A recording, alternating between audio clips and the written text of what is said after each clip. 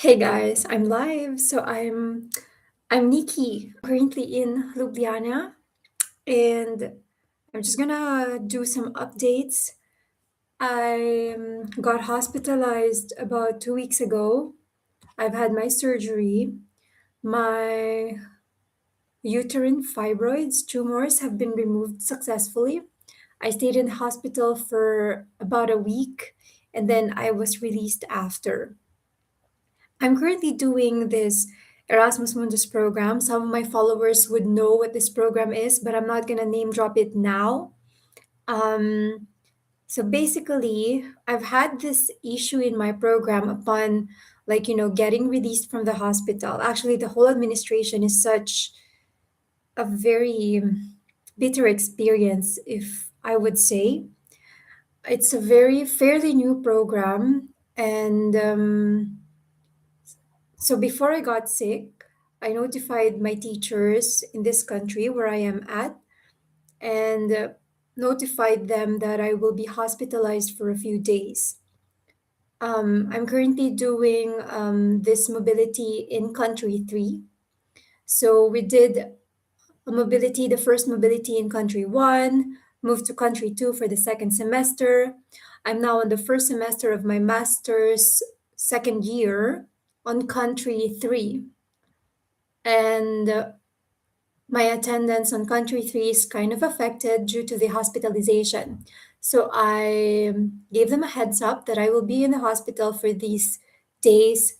I will try to attend classes online if possible. But when I was hospitalized, this proved to be difficult because I was really exhausted from the surgery. I was sleeping the whole time. Even after release, I was on painkillers and sleeping pills because it's just not making it. Like it was so painful. I had this procedure called laparoscopic surgery. So basically, what the doctors did was instead of making incisions in my belly to remove some tumors, they made holes in the belly, and from those holes, they removed the tumor remotely, if you would say that. I'm not a medical practitioner, so I don't know exactly how the procedure went through, but they were able to remove three tumors from my uterus, and that was really successful. So when I returned, when I was out of the hospital, I was advised to take a 2 to 3 week leave of absence. Um, Due to this condition, like it's just, if you get your belly poked 4 times, I think it would be it's fair to say it was so difficult to walk. I had limited mobility up until now. It's like 2 weeks post discharge, and I still find it a little bit hard to walk for long distances, which is very frustrating on my end because I love I love I'm active. I'm an active person. I do a lot of physical activities on a day-to-day basis. So from that to doing nothing or doing just 15-minute walk per day is very frustrating for me and exhausting at the same time, which adds up to my frustration. So going back to the administration, in country three, um, I attempted to submit some documentation about my absence because right after release from the hospital, it was difficult for me to attend to any of my classes due to my limited mobility. I have a private insurance that was provided by the program, the Erasmus Mundus program, and I reached out to the insurance to look me in with a doctor so that doctor could provide me a sick note or an absence certificate. And basically, I was only given about 7 days of absence certificate, but not including the days that has elapsed from my discharge day to the day that I was able to talk to the insurance. So there were a few days in between that were not covered by the absence certificate because it's according to company policies. They cannot date back the absence certificate. So there, it's not admissible because it is not written by a licensed physician. And out of impulse, I responded to my teacher privately, like I didn't copy anyone, and said, "Excuse me, this is the document I sent you is drafted by a licensed doctor, accredited by the insurance provided by the program, and his license number is on the document." And I feel like my teacher would have had taken this negatively because I'm receiving this pushback from him and from other, let's say, important people in the program as well. So, because I thought, oh, this is kind of like more of an administration issue, I reached out to a non-teaching personnel in the program who I thought was the one handling administration. And when I mentioned the matter that I don't know how, like, I don't like because it was very unclear to me.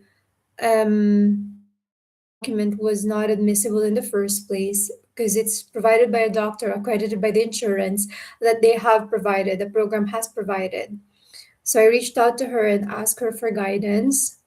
And then I further received more emails from the teacher of the third of country three stating that they will not accept any document unless um, signed by a physician in country three.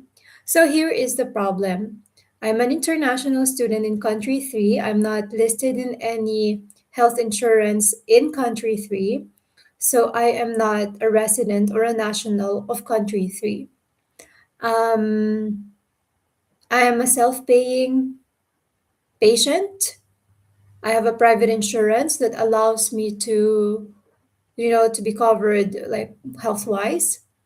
And in short, this document that they asked me later on, like I got this detailed response from my teacher in country three, stating that they only will accept documents provided by a health practitioner in country three. And the issue is, I'm an international student, not listed in the health insurance of this country, and I have no family doctor from this country. And the problem is, this country has shortage of doctors, which was confirmed by the secretary of the school of the third country. So they are aware that I will not be able to get my own family doctor or a GP. I cannot get myself listed here, yet they're asking for a document signed by a GP in this country. You know what I mean? So I reached out to the administrator of my program asking for guidance and explained that as much as I want to comply with the documents required from me, I'm an international student here in this country. No health insurance, not listed in the health insurance. No. Yeah, not listed in the health insurance. I have no GP whatsoever and will not be able to provide this document. So I want a documentation to prove my excused absence because in this country, in this university here, um, what do you call that? Attendance makes a part of our grade. So I'm concerned if at the end of the day they would say, oh, you didn't pass this semester because of too much absences. I'd feel bad if, you know what I mean, if I was able to provide this document and I wasn't. So, what I want to say is that they're asking me for an impossible document, and I don't know how to go about this because none of my teachers are answering my questions about my status as an international student or the administrator in our program answering my question regarding my status as an international student. I honestly feel that I'm probably being bullied because it's a document, it's an impossible document to comply with. Um, and, for those aspiring students or those who are doing Erasmus Mundus programs, this is the reality of this. I feel like the politics in programs do happen a lot. And I think this is happening to me. I do feel that I am bullied in this program because of this. And it's more than that. There were other instances that make me feel that I am probably being bullied and targeted, because in the first semester, when I was in country one, I remember I attended an online class with a partner university of our host university. I saw it on the webpage of the host university, and they said, on the webpage of the host university mentioned that taking this online course will allow me to receive credits if I pass the course. And so at the end of the semester, I was able to pass the course. And when I was asking for crediting them on my transcript, I received this pushback from one of my teachers in the program, stating that I should have asked for permission before actually taking the program beforehand, the online course firsthand. I didn't know that. And and I fine, like, if it's impossible to credit them, that's fine. I'm not gonna push further. On the second semester, related to that, I got this information from a mentor. This mentor is like an advisory board, or one of the advisory board of the program. And he told me something like, when he saw my CV, because, this mentor was advising us about our career. When he saw my CV, he was like, you've done so much and you seem like a very proactive person. Just a word of caution, whatever you do, tell your teachers beforehand. And I'm like, what do you mean by that? Because it sounded like, very, I don't know, very mysterious, mystic. And he told me about a student, apparently, in the first semester, who proactively took online courses and didn't tell any of the teachers beforehand, and later on asking for credit. And I was like, what's wrong with that? And it's like, yeah, nothing's wrong with that because it's proactive, but it's still like the teachers still want to get informed. And later on, I told him, I'm that student. And he was like, oh, that's you. And he made a very funny remark. He said, consider my teachers as my boyfriend with a fragile ego. I will never look at my teachers that way because I respect them. But receiving that feedback was funny. Um, Going back to my experience, first semester, we had winter school. I don't know about other Erasmus programs, but my program has a winter school. So we had winter school, and moving to the next semester, we're also going to have summer school. However, most of the students in my class were a bit surprised when basically we need to cover for some of the expenses in the summer school, which we never had to in the winter school the previous semester. So my classmates wanted to relay some questions to the teachers or organizers in the second semester. And that time I was like the representative of the class. So I was sending emails in behalf of my classmates, which I clearly stated in my emails anyway. And then I received one of the emails saying that, why are you the one liaising or talking to us? You're not European. You have an Italian student. You probably, it's probably best if the Italian student would coordinate with us. Like personally, me, I have no issues with that. It's less stressful for me because it's less work for me. But I was just surprised with the response, the response about me not being European or not Italian, and me not having this, basically implying that I don't have the right to coordinate with them because of my nationality.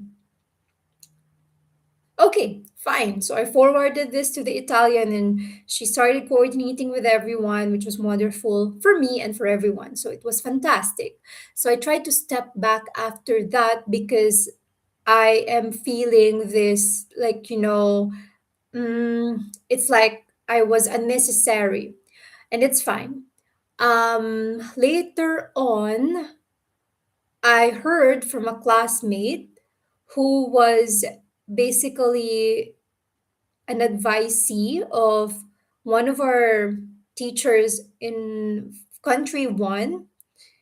Um, she said that one teacher in country two hates me because I was because I've been sending complaints. And I was like, what complaints?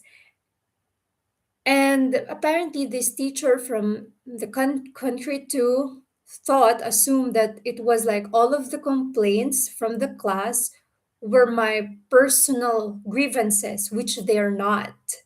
So I feel that these people, these teachers, these coordinators, I think they thought I have personal grievance against the program when in fact I was acting in behalf of the class, in behalf of my classmates. And that kind of got me in trouble now because I can sense the tension from the teachers, from the coordinators, from the administrator because of that history. There were the issue in country one where I took online courses. So you know what I mean? I was basically I stood out because of that. And then second, when we moved to country two, this coordination between me and me not being a European citizen and stuff like that. And now in country three, I got sick, and they're asking for an impossible document that I should provide, and I can't. I don't know. I feel like I'm being bullied. I don't know how I would interact with our facilitators, coordinators, the administrators. I don't know if things would have changed if I have done things differently, or I don't know if I would be able to do things differently, knowing my background. I'm one of the older students in class. I have a lot of work experience already. I have worked in so many teams in so many countries. I lived in the Philippines, Japan, Europe. I've worked with so many people from different countries. I've worked in teams in the Philippines, in Japan, in America, Australia, New Zealand, Europe, Southeast Asia, Africa, name it. I've worked with these kinds of people from my experience, from my career. I don't know if I would have reacted differently knowing this background. I'm also educated. This is going to be my third master's. I've done my bachelor's and my first master's in the Philippines, my second master's in Japan, and now I'm doing this joint master's in Europe. And I have traveled, lived, and studied in three different countries while doing this joint master's in Europe. I have traveled extensively. I've attended training courses in so many countries like Romania, Cyprus, Bulgaria, Lithuania, Germany, Slovakia. So what I want to point out is I don't know if I would have reacted differently given my experience. I think I would still react this way, and it just frustrates me because I feel like I'm being bullied because I'm pushing back or I'm asking questions. But I feel like if it was a European asking the same questions as what I asked now, I don't think I would receive the same pushback from my teachers from the university, the academia. I don't think I would receive the same backlash from the academia if I was a European, or better, if I was a West European, because the assumption is West Europeans are more direct and they question, they're more woke. And me, like, look at me, I'm Asian, I'm Filipino, I'm a woman. Like, people who look like me don't usually ask the questions that I ask. And yet I do, and I did because this is Europe. Isn't Europe more open? Isn't Europe more more tolerant of questions? And it's not like I'm asking impossible questions. I'm asking for guidance, and no one has ever responded with a more objective response, or no one has ever showed me guidance, an actual guidance that are possible to comply with. And this is leading up to my frustration right now. I'm not blaming anyone. I think it's just, the different dynamics, like a mixture of compliance. Maybe I do think, I think my teachers also need to comply with documentation, but at the same time, they also need to consider context. They're asking for documents if we were residents or nationals of the country we're living in, and we're not. This is an international program, we are international students, and some of these rules never, like, these rules don't apply to us. So I don't know how I can comply if we this I don't know how I can comply if I'm not the these rules are not meant for me. That's what I mean to say. So I do believe they're just doing their job, but at the same time, I think I am experiencing bullying and discrimination because the rules are not meant to apply for me in the first place. Yeah. So, for those of you who are doing Erasmus Mundus programs, I hope you do have like understanding coordinators. It's really important to maintain your sense of sanity. Um, I'm old and I still am affected with this when I shouldn't, because I'm experienced already, but it still affects me mentally, psychologically. I don't feel good. I feel frustrated, and some students might feel the same way. I hope you don't. I hope you do have like coordinators who actually listen or consider your context. I really wish that everyone would have like smooth sailing Erasmus Mundus programs. I do think it's a wonderful program. But for those of you who are experiencing similar things to what I'm experiencing, it's a tough cookie. So that's all my update. I do hope that I feel better for the next few days. And I'm currently working on my exams. I hope I make them. So that's all. Ciao.